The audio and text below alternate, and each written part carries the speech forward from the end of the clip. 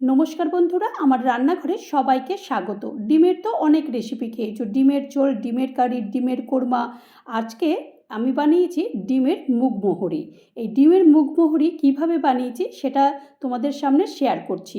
আশা করি তোমাদের ভালো লাগবে। তো চলো দেরি করবো না, কিভাবে বানিয়েছি সেটা দেখে নিই। প্রথমেই আমি এখানে 5টা ডিম নিয়ে আগে থেকে একটু সেদ্ধ করতে দিয়ে দিয়েছি। ডিমটা সেদ্ধ হোক ততক্ষণ একটা মশলা তৈরি করব। তো মশলা তৈরি করবার জন্য গ্যাসে প্যান বসিয়ে দিয়েছি, দিয়ে এখানে 1 চামচ আমি এখানে মুগ ডাল নিয়ে নিয়েছি, 1 চামচ ধনে নিয়ে নিয়েছি, 1 চামচ গোটা জিরে নিয়ে নিয়েছি, আর 2টো এলাচ নিয়ে নিয়েছি। নিয়ে এটাকে ভালো করে একটুখানি ড্রাই রোস্ট করে নেব। যখন বেশ একটুখানি সুগন্ধি বেরোবে তখন এটাকে তুলে নেব। তো যতক্ষণ পর্যন্ত এই গন্ধটা না আসে ততক্ষণ পর্যন্ত এটাকে ভালো করে এটাকে একটু নেড়ে নেব। তো দেখো নাড়তে নাড়তে কিন্তু এটা পুরোটাই মানে কালারটা চেঞ্জ হয়ে এসেছে, আর একটুখানি নাড়িয়ে নিচ্ছি যাতে করে মশলাটা না পড়ে যায়। তো এখন এটা গ্যাসটা অফ করে দিয়েছি, আর এখন এটাকে একটুখানি ঠান্ডা করে নিয়েছি। ঠান্ডা করে নেওয়ার পরে তারপরে এটাকে গ্রাইন্ড করে নিয়েছি। এইভাবে গ্রাইন্ড করে নিয়েছি, আর দেখো মশলাটা ঠিক এইরকম। তা এখন এটাকে সাইডে রেখে দিচ্ছি। এখন ডিমগুলো আমি সেদ্ধ হয়ে গেছে, তো ডিমগুলো ছাড়িয়ে নিয়েছি। ছাড়িয়ে নেওয়ার পর চাকু দিয়ে একটু কেটে দিচ্ছি। তা এরকমভাবে কেটে দিলে কি হয়, যে যে মশলাটা মানে তৈরি হবে সেই মশলাটা কিন্তু ডিমের মধ্যে সুন্দরভাবে ঢুকে যাবে, আর খেতেও কিন্তু বেশ ভালো হবে। তো সেই কারণে ডিমের মধ্যে এগুলো চাকু দিয়ে একটু কেটে দিচ্ছি। তো ডিমের তো কাটা তো হয়ে গেছে, আর এখন স্বাদ মতো নুন দিয়ে দিয়েছি। আর যে মশলাটা আমি তৈরি করেছিলাম সেই মশলাটার 1 চামচ দিয়ে দিয়েছি, আর এখানে 1 চামচ মতো টক দই দিয়েছি।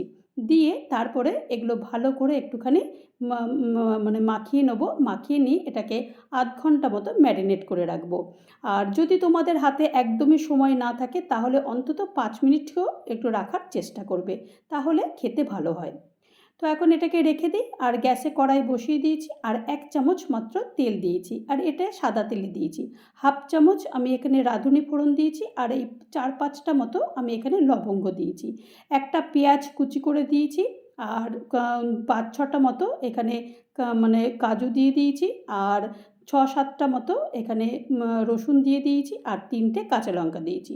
ঝালটা অবশ্যই তোমরা তোমাদের স্বাদ অনুযায়ী দিও। এর থেকে বেশি যদি তোমরা মনে করো যে ঝালটা একটু বেশি দরকার, তাহলে এর থেকে বেশিও লঙ্কা দিতে পারো। এখন এগুলোকে ভালো করে একটু নেড়ে নেব। এই যতক্ষণ পর্যন্ত না পেঁয়াজটা একটু গোলাপি রঙের হয় ততক্ষণ পর্যন্ত পেঁয়াজ এইরকমভাবে নেড়ে নিয়েছি। তো দেখো নেড়ে নেওয়ার পরে তারপরে আমি মিক্সিং জারের মধ্যে এটাকে দিয়ে দিয়েছি। দিয়ে এটাকে প্রথমে একটুখানি গ্রাইন্ড করে নিয়েছি। গ্রাইন্ড করে নেওয়ার পরে তারপরে এখানে হাফ কাপ মতো টক দই দিয়েছি। টক দইটা দিয়ে তারপরে আর এখানে হাফ চামচ মতো এখানে আদা বাটা দিয়েছি। দিয়ে দেওয়ার পরে তারপর এটাকে ভালো করে পেস্ট তৈরি করে রেখে দিয়েছি। গ্যাসে আবারও কড়াই বসিয়ে দিয়েছি, আর এই 3 চামচ মতো এখানে সাদা তেল দিয়ে দিয়েছি। সাদা তেল দিয়ে দেওয়ার পরে তারপরে এই ডিমগুলো যে ম্যারিনেট করে রেখেছিলাম সেই ডিমগুলো সব দিয়ে দেবো। তবে এই ডিমগুলো কিন্তু একদম কিন্তু লাল লাল করে ভাজবো না। অন্য সময় আমরা যেমন ডিমের ঝোল রান্না করি বা ডিমের কারি রান্না করি, তখন যেমন ডিমটা একটু বেশ ভালো করে ভেজে নিই, সেরকম ভাজবো না। জাস্ট একটু হালকা হালকা করে ভাজবো।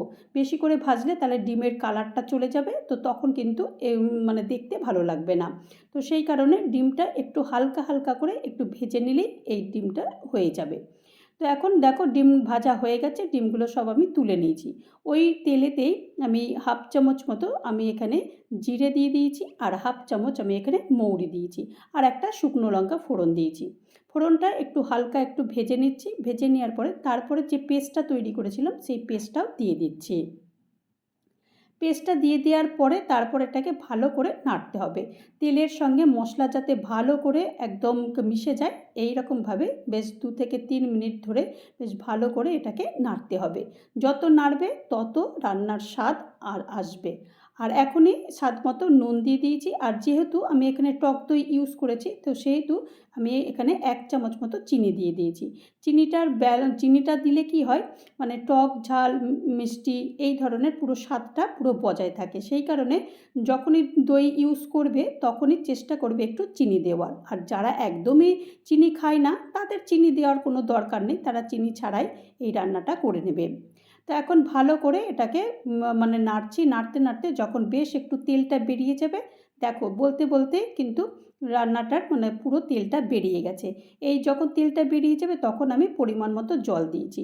জলটা আমি মোটামুটি হাফ কাপ মতো জল দিয়েছি। জল একদম মানে খুবই কম পরিমাণের জল দেবো, কারণ এই রান্নাটা কিন্তু একদম শুকনো হবে, এই রান্নাটা ঝোল হবে না।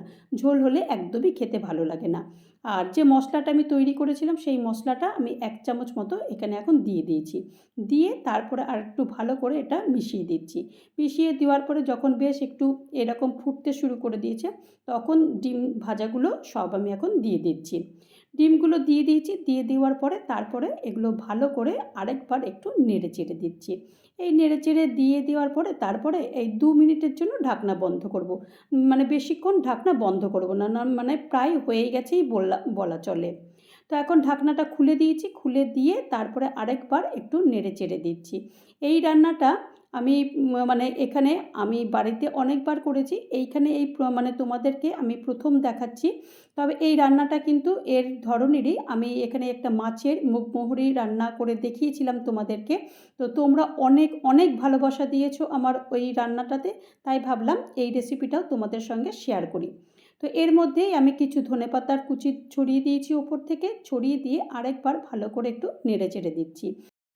তো চলো আর একটুখানি 2 থেকে 3 মিনিট এটাকে একটুখানি ফুটিয়ে নেব। ফুটিয়ে নেওয়ার পরে তারপর এটাকে সার্ভ করে দেখাবো রেসিপিটা কেমন হয়েছে। আমি তো একটা বোলের মধ্যে সার্ভ করে দেখাচ্ছি, তোমরা চাইলে এটা গরম গরম ভাতের সঙ্গে এটা সার্ভ করবে, খেতে দুর্দান্ত লাগবে। আর এটা যদি তোমাদের বাড়িতে কেউ যদি অতিথি চলে আসে, ঘরে যদি ডিম থাকে, এই রেসিপিটা অনায়াসেই বানানো যায়। তো তৈরি হয়ে গেল আমার ডিমের মুগমোহরি। এই মুগমোহরি রেসিপি যদি তোমাদের কারোর ভালো লাগে তাহলে অবশ্যই একটা লাইক করো, কমেন্ট করো, পারলে আমার চ্যানেলটা সাবস্ক্রাইব করে আমার পাশে থেকো। আর যারা নতুন বন্ধু হয়ে আমার চ্যানেলে ভিজিট করেছো তাদেরকে অজস্র ধন্যবাদ। ভালো থেকো, নমস্কার।